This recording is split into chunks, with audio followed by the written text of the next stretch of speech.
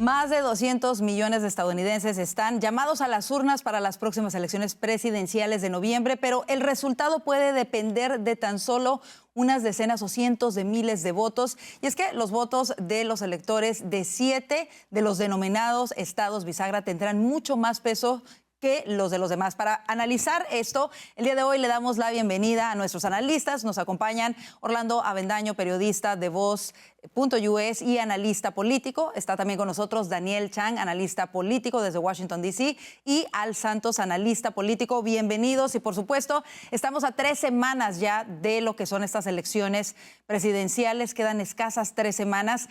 ¿Cuál de estos 7 estados clave favorecen más o cuáles favorecen más a Trump y cuáles a Kamala Harris? Y comienzo contigo, Orlando. Bueno, ahora no está claro, no está decantado. Parece que, por ejemplo, en Arizona Trump está ganando ventaja. En Pensilvania, en un principio la ventaja era notable a favor de Kamala Harris, pero hemos visto cómo se ha venido acortando. En Georgia también pudiera remontar Trump y tener una pues victoria electoral, pero hasta ahora nada está decantado. No obstante, la tendencia sigue siendo clara. Kamala Harris se ha venido degradando, la campaña de Kamala Harris se ha venido menguando, en contraste con la campaña de Donald Trump, que ha tenido un momentum particular y ha venido subiendo. En la mayoría de los estados, más allá de el voto en cuanto a las presidenciales, Trump gana en cuanto a todos los asuntos que realmente les interesa a los americanos. Y yo creo que ese va a ser el factor fundamental en estas elecciones. Ahora, Al, ¿qué tanto peso tienen realmente las encuestas? Hemos visto en otras ocasiones, por ejemplo, que las encuestas nos dicen alguna cosa. Por ejemplo, en 2016 las encuestas no favorecían en nada a Donald Trump, aún así ganó. Sabemos que no ganó el voto popular, pero sí el colegio electoral. En este caso, ¿qué tanto podemos guiarnos por las encuestas que estamos viendo hasta este momento? Bueno, lo primero es que la luna de miel de Kamala, en cuanto a su candidatura, expiró. Me parece que ha entrado a una nueva realidad, la realidad donde la gente está buscando contestaciones a sus problemas diarios, por ejemplo, contestaciones a la economía, contestaciones sobre el seguro social, sus beneficios, el healthcare, la seguridad nacional. Cuando vemos las encuestas más importantes, y también tenemos que decir que las encuestas pues, son instrumentos de trabajo a un momento determinado, donde es menos cierto que el presidente Donald Trump se ha consolidado tanto en Nevada, Arizona, Georgia, Carolina del Norte y Michigan. Me parece que tiene una ventaja ligera, superable, no nos podemos confiar, superable, y estoy dejando Pensilvania, que aunque se ha acercado, todavía hay mucho por hacer. Es por eso que hemos visto que en todos estos días se ha hecho bastante campaña en el estado de Pensilvania, no dejando atrás. Si eso que acabo de decir en esos 5 estados se da positivamente, como todo parece indicar, sin incluir a Pensilvania y Wisconsin, definitivamente tenemos al presidente Trump en la Casa Blanca nuevamente. Así que me parece que la campaña de Kamala, una campaña que está dirigida a la emoción y temas donde ella puede manipular la emoción en vez de la razón, que es la campaña de Trump, hablando de la economía, propuestas concretas de cómo es que va a atacar el asunto de la economía, bajando nuevamente las tasas corporativas, imponiendo nuevas tarifas adicionales a China, etcétera, etcétera, etcétera. La emoción versus la racionalización que la gente, que los electores, sobre todo los indecisos, es lo que están buscando. Por supuesto. Ahora, por ejemplo, Trump ganó Pensilvania en el 2016. Biden lo ganó en el 2020. ¿Qué temas harán que se incline la balanza específicamente en este estado que tiene 19 votos electorales, Daniel? Bueno, yo creo que en Pensilvania, realmente como en el resto del país, el principal tema, el tema de gran importancia, y lo muestran absolutamente todas las encuestas, es como siempre el tema económico. Recordemos que hemos pasado 4 años en el cual la inflación cumulativa es del 19 al 20%, y esto es un tema que beneficia claramente al expresidente Donald Trump. En Pensilvania también hay otras dinámicas, por ejemplo, el tema del fracking es un tema que importa mucho en el estado de Pensilvania porque hay muchos trabajos que se han ganado en ese estado por el fracking y por eso es que Kamala Harris tuvo que cambiar su posición con respecto a este tema en específico. Y bueno, como no, por supuesto, otros temas como el tema de inmigración, el tema de crimen, también son importantes, pero, y como también lo dijo Al, también lo dijo Orlando, en el tema de las políticas públicas, Trump tiene una ventaja cuando se habla de economía, cuando se habla de inmigración, mientras que Kamala Harris tiene una ventaja cuando se habla de aborto y se puede hablar tal vez de temas un poco más de institucionalidad política.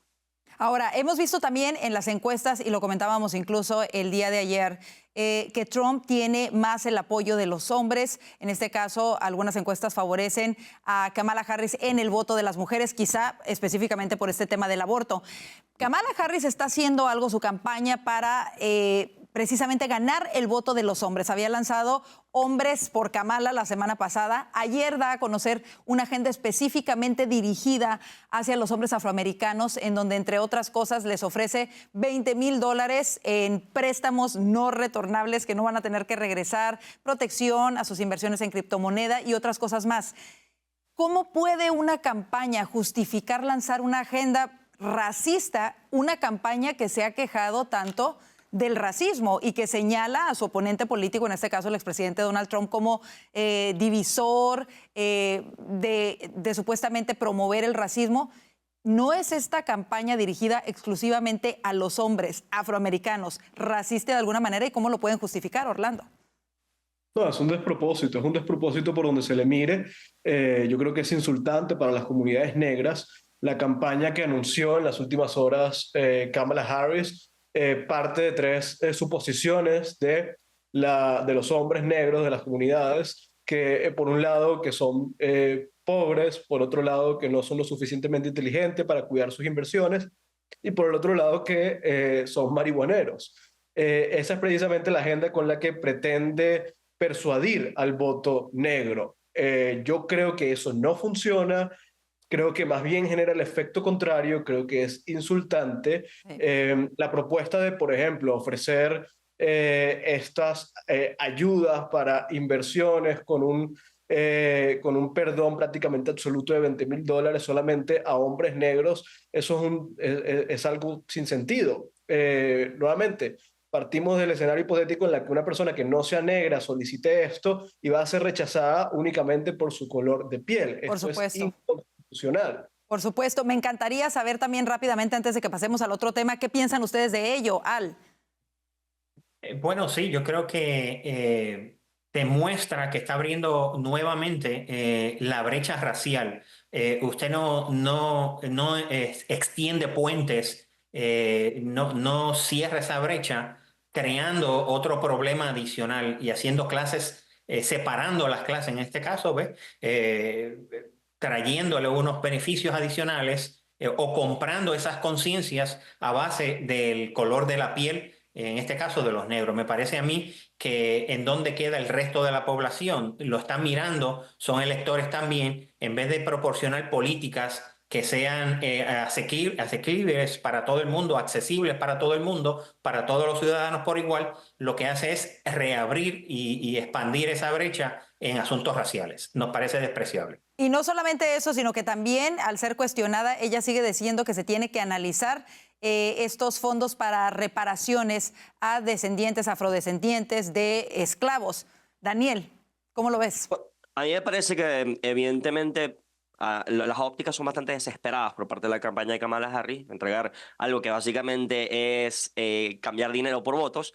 Pero además de esto, es algo que me parece muy interesante, esa visión estratégica de la campaña de Kamala Harris, es que yo creo que las dos campañas, especialmente en este caso la demócrata, ya están dándose cuenta que están en un punto de la campaña en el cual el convencer al votante tal vez no es la tarea más importante, sino es lograr que su gente vaya a votar. Recordemos que el votante afroamericano, el votante negro, ha sido históricamente demócrata y los demócratas necesitan que vayan a ir a votar ese día de las elecciones por Kamala Harris. Y no hay un gran ánimo, no hay una gran emoción por parte del votante negro, especialmente el votante negro hombre, por Kamala Harris. Y este tipo de medidas, este tipo de medidas de campaña, buscan eso precisamente, buscan aumentar ese turnout, que es lo que llaman acá el get out the vote, sacar el voto el día de la elección. Bueno, y seguramente si esta propuesta la hubiese hecho Donald Trump, se le hubiera dicho, por ejemplo, dirigida a los hombres blancos, se le hubiera dicho racista, y si no, se le hubiera dicho que está tratando de comprar votos. Pero bueno, ahí está la propuesta. Vámonos al segundo tema. El FBI publicó en septiembre de 2023 que la tasa de delitos violentos en el país se había reducido en un 2.1%, y esto completamente se convirtió rápidamente y sigue siendo un tema de campaña del Partido Demócrata. Sin embargo, el FBI ha rectificado esas cifras y ha publicado ahora nuevos datos que muestran que los delitos violentos aumentaron en 2022 en un 4.5%. Estos nuevos datos incluyen miles de asesinatos, violaciones, robos y agresiones con agravantes. Sin embargo, hemos visto en los medios de comunicación ataques a la campaña de Donald Trump por señalar, incluso durante el debate, cuando Donald Trump dijo que bajo esta administración habían aumentado estos delitos, lo corrigieron, le hicieron el llamado fact-checking y le dijeron que esto no era así. Ahora el FBI rectifica estas cifras y resulta que tenía razón. ¿Qué opinión les merecen estas nuevas cifras? Comienzo contigo, Orlando. Bueno, creo que hay mucho de eso en la campaña, ¿no? Por un lado, Trump asomando cifras que demuestran la realidad, una realidad que es perceptible por absolutamente toda la población, y la campaña de Harris más el mainstream media tratando de distorsionar esas cifras. El problema es que la verdad siempre se impone y ojo, eso no era necesaria la cifra o la rectificación del FBI para que todo el país supiera lo que está pasando. Evidentemente ha habido un aumento de la delincuencia en las principales ciudades demócratas, y eso es una consecuencia innegable de la política migratoria de la administración Biden-Harris. Esta política de puertas abiertas ha provocado una crisis migratoria tan densa que ha generado el desarrollo de nuevas bandas criminales, nuevas amenazas para los ciudadanos de nuevamente estas grandes ciudades que ya no son fronterizas. Son ciudades muy lejos de la frontera, pero son ciudades que históricamente han sido santuarios para los migrantes, y que eso ya se ha salido completamente de control. Así es, y esto segundo que mencionas, que también ha tratado de ser minimizado por los medios de comunicación, incluso por políticos demócratas. Al, ¿cómo lo ven? Bueno, cuando sumamos todos estos crímenes violentos que sobrepasan los 80,000, debemos de recordar que solamente se reporta, tradicionalmente se reporta menos de un 40-45% de lo que realmente pasa. O sea que si vamos a la estadística y lo que no se reporta y se le añade a lo que se tiene aquí por bien reportado, estaríamos hablando de sobre 160, 170,000 nuevos crímenes violentos, como mencionaste, miles de asesinatos, violaciones, más de 14,000, sobre 60,000 casos de agresión agravada y robo, por decir, ¿verdad?, lo más dramático. Así que nos parece que esa información viniendo del FBI, que sin duda alguna al pasar del tiempo se ha convertido en un brazo del Partido Demócrata y amplificar ciertos mensajes para beneficiar las administraciones demócratas, es mucho que decir. Por otro lado, también tenemos que decir que uno de los ataques más violentos que ha tenido el presidente es sobre su credibilidad. Hemos visto una y otra vez, sobre todo, como mencionaste en el debate, tratan de menospreciar y tratan de amplificar el que el presidente Trump constantemente está mintiendo. Así que son buenas noticias, finalmente la verdad está aflorando. Y me parece que la gente, el elector, sobre todo el indeciso, está poniendo mucha atención a lo que está sucediendo y a lo que debe de ser la verdad cuando uno publica este tipo de información. Así es, y precisamente también lo que tratan de negar, por ejemplo, y se le ha criticado incluso a J.D. Vance al aire en una entrevista este fin de semana en ABC News, es cuando han señalado que lo que está haciendo esta banda precisamente de Tren de Aragua y cómo se están ya operando en varias ciudades de los Estados Unidos. Escuchábamos ayer en un noticiero local de ABC News en Nueva York a un miembro del Departamento de Policía de Nueva York reconociendo precisamente cuántos de estos delincuentes pertenecen a Tren de Aragua y que son responsables de delitos recientes en la ciudad de Nueva York. Daniel Chang, cerramos contigo este tema. A mí algo que me parece muy interesante y realmente escandaloso es que el FBI actualizó estos números, pero realmente lo hizo callado, ¿no? Lo hizo silenciosamente. fue realmente una investigación que logró dar a luz de que el FBI revisó estos números. Y entonces, como estos son los números de 2022, supuestamente en el 2023 el crimen también bajó, pero también nos va a dudar realmente cuáles son los números del 2023. Y también recordemos que hace pocos meses el Buró de Estadísticas Laborales se admitió que sobreestimó el número de empleos creados por casi 800.000 números. Entonces, esto es una duda que yo creo que realmente termina socavando la confianza de las personas, del votante promedio americano en las instituciones, porque claramente, ¿cómo puede ser que el FBI, luego de 2 años, determine que entonces los crímenes en el 2022 no solamente que no redujeron, sino que aumentaron un 4% y no lo hacen público, lo hacen todo en silencio y callado? Evidentemente esto va a ayudar a la campaña de Donald Trump durante estas últimas 2-3 semanas y es simplemente una expresión de lo que la gente siente en la calle, lo que la gente ya lo sabe, pero que el FBI no había hecho el trabajo por omisión o por otras razones. Bueno, me parece muy puntual esto que mencionas y cómo socava la confianza de las personas precisamente en las instituciones. Con eso nos vamos a la pausa. Quédese, que aún hay más por analizar aquí en Voz News.